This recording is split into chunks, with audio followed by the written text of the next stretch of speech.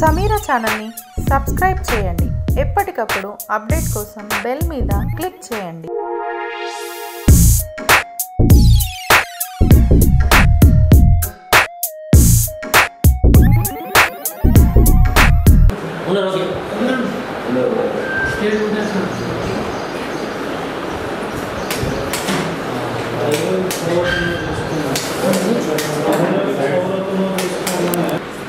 జగిత్యాలకు జిల్లా అధ్యక్షుల సమక్షంలో ప్రెస్ మీడియా సమావేశం ఏర్పాటు చేయడం జరిగింది. ఇవాళ సర్పంచ్ల సమస్యలపైన ఏమినో ప్రభుత్వము సర్పంచ్లపైన చాలా నిర్లక్ష్యం వివరిస్తుంది. ఎందుకంటే ఇవాళ గత ప్రభుత్వాలు ఎన్ని వచ్చినాయి, ఎన్నో చూసాం. ఈ ప్రభుత్వంలో 10 ఏళ్ళైంది దాదాపు చూస్తున్నాం. ఏంటంటే ఇవాళ సర్పంచ్ అనే వ్యక్తి కీలక వ్యక్తి. గ్రామ పంచాయతీలో ప్రభుత్వం ఏ కార్యక్రమాలు చేసినా సర్పంచ్ సక్సెస్ చేస్తేనే రాష్ట్ర స్థాయి జాతీయ స్థాయిలో పేరు వస్తుంది. కాబట్టి ఇవాళ ప్రతి కార్యక్రమాన్ని సర్పంచ్ విజయవంతం చేస్తుంది. కాబట్టి మేము ప్రభుత్వాన్ని ఒకటే డిమాండ్ చేస్తాం.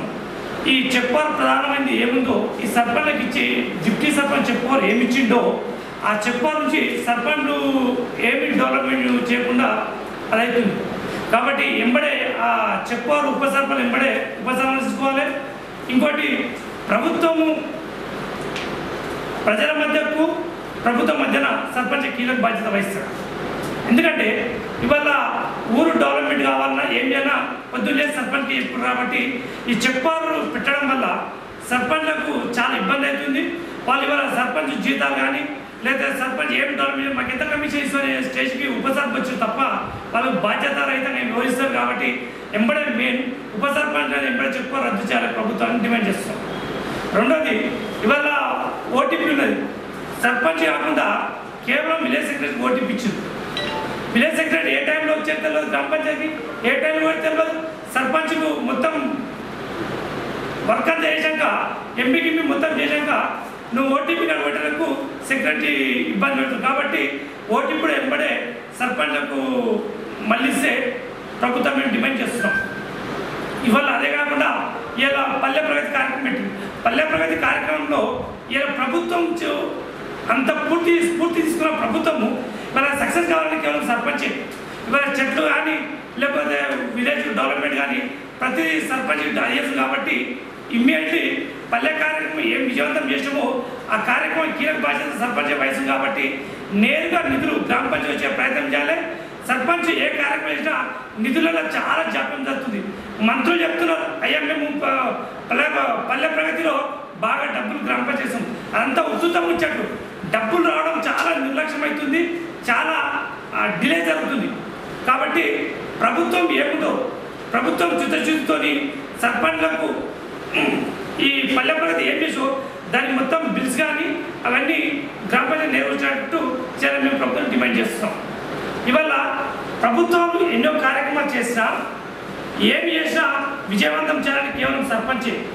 ఇలా గ్రామీణ వ్యవస్థలో ఇలా ఒక ఊళ్ళో ప్రాబ్లమ్స్ ఏమొచ్చా సర్పంచ్ ఎప్పుడు. అదే కాకుండా ఇలా స్ట్రీట్ లైట్ ఇచ్చే కార్యక్రమం చేస్తున్నారు. ప్రైవేట్ ఏజెన్సీకి ఇస్తారు స్ట్రీట్ లైట్లు, అది ఎంబడే విరమించుకోవాలి. ఎందుకంటే స్ట్రీట్ లైట్ కాంట్రాక్టర్కి ఇస్తే ఒక ఊళ్ళో 10 లైట్లు కాలిపోతే వస్తాడు కాంట్రాక్టర్. ఒక లైట్ కాలిపోతే ఎప్పుడే సర్పంచ్ ఆ ఏరియా కాలనీలో పాదయాత్ర చేసి లేకపోతే మన దగ్గర స్ట్రీట్ లైట్ కాలిపోయి చెప్పి ఎంబడే ఎల్ఈడి లైటు దాన్ని ఎంబడే మార్చిచ్చే అవకాశం ఉంటుంది. కాబట్టి ఈ కాంట్రాక్ట్ పద్ధతి ఏముందో ఎంబడే ఉపసంహరించుకొని మేము ప్రభుత్వం డిమాండ్ చేస్తున్నాం. ఇంకోటి సర్పంచ్లకు ప్రతి మంచికి జీతాలు ఉన్నాయి. ఎమ్మెల్యేలకు ఉన్నాయి, ఎంపీలకు ఉన్నాయి, ఐఏఎస్ ఉన్నాయి, ఐపీఎస్ ఉన్నాయి, ప్రతి ఆఫీసర్లు ఉన్నాయి. ఇలా సర్పంచ్కి 5,000 జీతం ఏమి కాదు. అది గౌరవ వేతనం ఇస్తుంది. కాబట్టి మేము 20,000 రూపాయలు ప్రభుత్వానికి డిమాండ్ చేస్తాం. ఎందుకంటే ఈ గౌరవ వేతనం ఇవాళ మున్సిపల్ మన గ్రామ పంచాయతీలో పనిచేసే సఫాయిలకు కూడా అంటే సఫాయిలో మా తోటి సోదరులే సఫాయికి ఇచ్చే విలువ కూడా సర్పంచ్ లేదు. కాబట్టి మేము ప్రభుత్వాన్ని ఒకటే డిమాండ్ చేస్తాం. 25,000 నుంచి 20,000 రూపాయల వరకు ప్రభుత్వాన్ని ఇయ్యాల జీతాలు గౌరవం అని చెప్పి ప్రభుత్వాన్ని డిమాండ్ చేస్తున్నాం.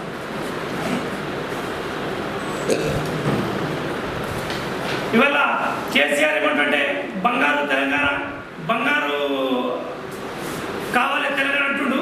ఇవాళ బంగారు తెలంగాణ ఏడికి లేదండి. ఇవాళ గ్రామీణ స్థాయిలో సర్పంచ్ అభివృద్ధి చేస్తేనే బంగారు తెలంగాణ అవుతుంది. కేవలం ఎక్కడ నుండి బంగారు తెలంగాణ అయితే కాబట్టి కాదు. ఇవాళ సర్పంచ్లు కూడా ప్రతి కార్యక్రమాన్ని విజయవంతంగా చేస్తారు. కాబట్టి ఈ కరోనా కూడా ఏముందో కరోనాలో కూడా కీలక బాధ్యత సర్పంచులు, సఫాయిలు, పోలీసులు, డాక్టర్లతో పాటు సర్పంచ్ కీలక వ్యవస్థ మన పోషించిన ఊరులో ఇలా పారిశుద్ధ్యం మీద అన్ని కార్యక్రమాలు సర్పంచ్లు అవగాహన ఎవరికి ఉండదు.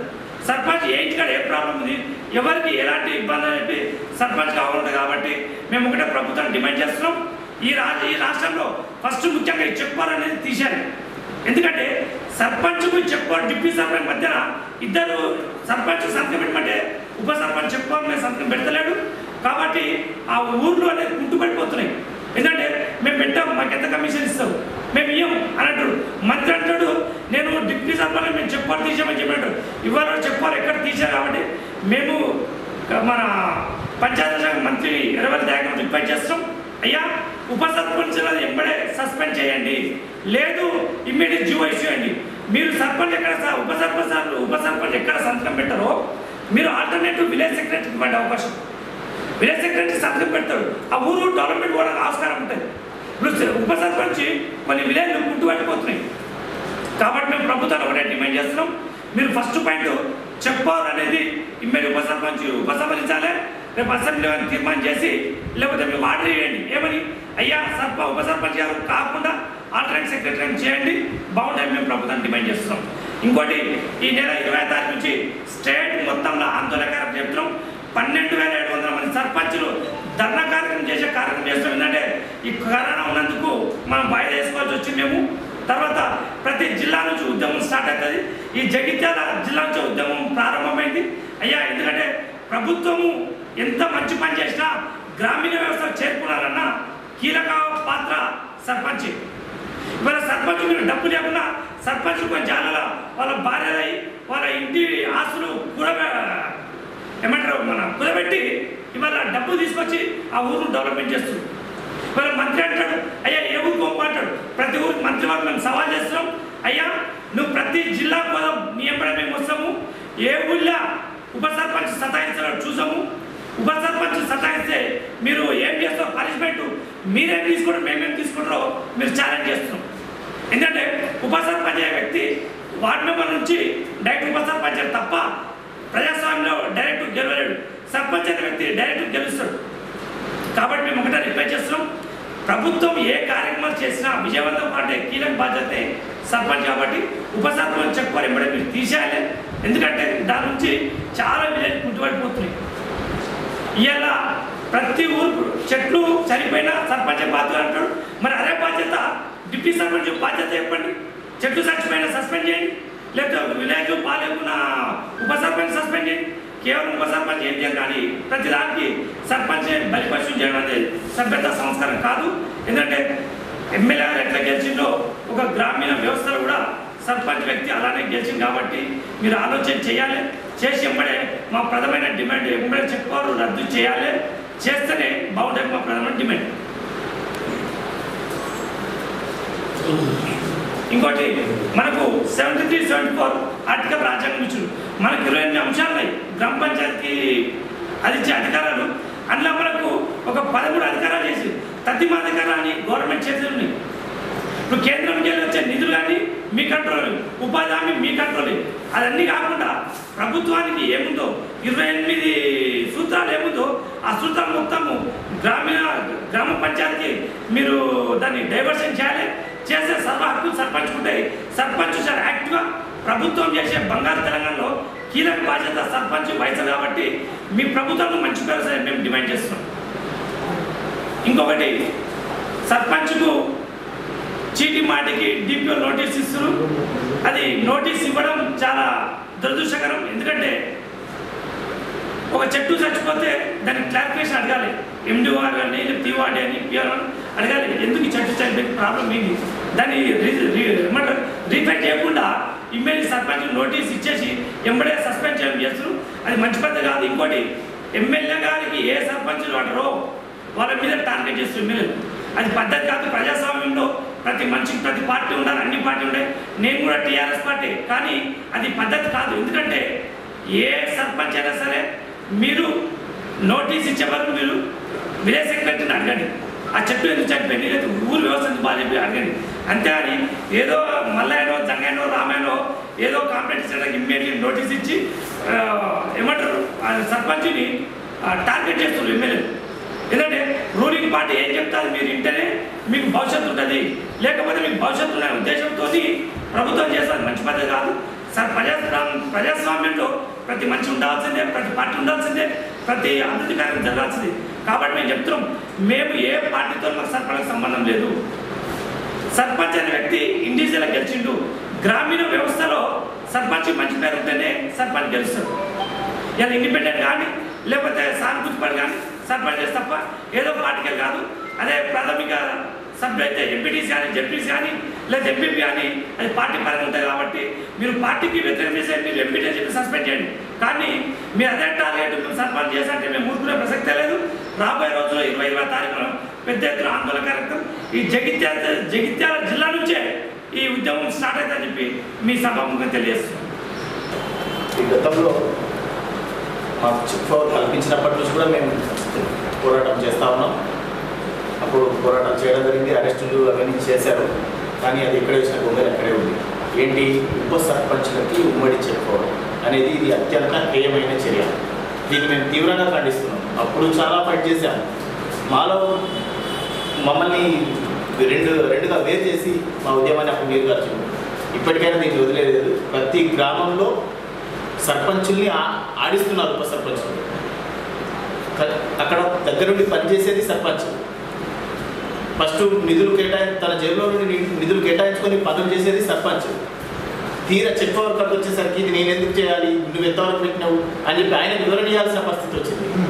మేము రాజ్యాంగబద్ధంగా ప్రజల ద్వారా ఎన్నుకోబడిన సర్పంచ్ను ఉప సర్పంచ్కి ఆయన ముందు మేము సమాధానం చెప్పుకోవాల్సిన పరిస్థితి. దయచేసి ఇది ప్రభుత్వాలు గ్రహించాలి. ఉమ్మడి చెక్ పవర్ను రద్దు చేయాలి. మేము మొదటి నుంచి డిమాండ్ చేస్తాం. మా డిమాండ్ ఇలాగే ఉంది. ఒకటి. మరొకటి, ఇందాక పెద్దలు చెప్పినట్టు సర్పంచ్లకి 5,000 రూపాయల జీతం, కనీస వేతనం, గౌరవ వేతనం. మా దగ్గర పనిచేస్తున్న మా సఫాయి సోదరులకి ప్రభుత్వం జీవో ఇచ్చింది 8,500 రూపాయలు వాళ్ళకి జీవో ఇచ్చింది. ఇంకొక మల్టీ వర్కర్లకి 8,500 ఇచ్చింది. దాని మీదకి వెళ్ళి ఒక సర్పంచ్ రాజ్యాంగబద్ధమైన పదవిలో ఉన్న మా దగ్గర చేసే వర్కర్ కన్నా మా జీతం తక్కువ. దీన్ని ప్రభుత్వాలు గ్రహించాలి. మాకు కూడా కనీస వేతనం ఇచ్చి గౌరవించాలి. మమ్మల్ని మేము గ్రామాభివృద్ధిలో రాష్ట్రాభివృద్ధిలో కీలక పాత్ర పోషించేది ఎవరైనా ఉన్నారు అంటే అది ఖచ్చితంగా సర్పంచ్ అనే చెప్పుకోవాలి. సర్పంచ్ దగ్గర నుండి గ్రామాభివృద్ధి ప్రారంభమవుతుంది. ప్రతిదానికి బాధ్యులను అమలు చేస్తూ ఉన్నారు. ఒక చెట్టు చనిపోతే సర్పంచ్ని బాధ్యులు చేస్తూ ఉన్నారు. ఒక ఊళ్ళో ఏ చిన్న డ్రైనేజీ వగైరా ఏదొచ్చినా ఒక ఇంకుడు గుంతలు అని ఈ మధ్యలో ఇది శ్మశాన వాటికలని ప్రతిదానిలో ప్రెషర్ అమలు చేస్తూ ఉన్నారు. కానీ మళ్ళీ చెక్ పవర్కి వచ్చేసరికి మాత్రం ఉప సర్పంచ్తో లింక్ ఉండి చాలా గ్రామాల్లో స్వయంగా నేను ఒక 4-5 గ్రామాల్లో కూర్చుండి ఉప సర్పంచ్లతో సెటిల్మెంట్ చేసిన రోజులు ఉన్నాయి. వాళ్ళకి సర్ది చెప్పి అది కాదు పద్ధతి ఇది అని చెప్పి మీరు అంత కఠినంగా ఉంటే ఖచ్చితంగా మేము కలెక్టర్ దగ్గరికి పోతామా ఇంకెక్కడికి పోతామని చెప్పి కొద్దిసేపు కొద్దిసేపు వార్నింగ్ ఇచ్చినట్టుగా ఇస్తూ కొద్దిసేపు సముదాయిస్తూ ఇట్లా ఇప్పుడు చేసుకున్న రోజులు చాలా గ్రామాల్లో ఖచ్చితంగా ఉప సర్పంచుల ద్వారా విపరీతమైన సమస్యలు ఉన్నాయి. దయచేసి అది ప్రభుత్వం విరమించాలి, రద్దు చేసుకోవాలి. ఇంకొకటి, ఇప్పుడు కాదు గత 10 సంవత్సరాలుగా పోరాడుతున్న గతంలో ఉన్న సర్పంచులు కానీ ఇప్పుడు కానీ రాజ్యాంగ సవరణ ద్వారా 73-74 సవరణ ద్వారా పంచాయతీలకి 29 అంశాలని రాజ్యాంగం ద్వారా బదలాయించాలని చెప్పి రాజ్యాంగ సవరణ చేసింది. ఇప్పటి వరకు దాదాపు ఇది చేసినప్పటి నుంచి 3 టర్ములు అయిపోయినాయి. కానీ ఇప్పటి వరకు ఆ సవరణ ద్వారా చేసిన అంశాలని ఒక్కటి కూడా పంచాయతీలకు బదలాయించలేదు. అందులో ముఖ్యంగా చెప్పుకోవాల్సింది ఉపాధి హామీ ఉంది. మా దగ్గర పనిచేస్తారు కానీ మా మాట వినరు. ఎందుకంటే వాళ్ళు మా పరిధిలో లేదు.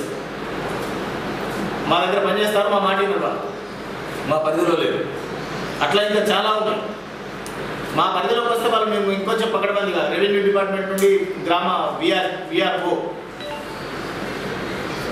వ్యవసాయ శాఖ నుండి మా గ్రామంలో ఎవరైతే ఉంటారో అలాంటి 29 అంశాలని మా రాజ్యాంగ సవరణ ద్వారా పంచాయతీలకు కల్పించింది రాజ్యాంగం, కానీ అది ఇప్పటివరకు అమలుకు నోచుకోలేదు. కాబట్టి మా మాట వాళ్ళు వినట్లేదు. దయచేసి వాటిని కనుక మాకు బదలాయించినట్లయితే మేము ఇంకా గ్రామాభివృద్ధిలో ఇంకా ముందుకు వెళ్దామని చెప్పి నేను తెలియజేస్తా ఉన్నాం.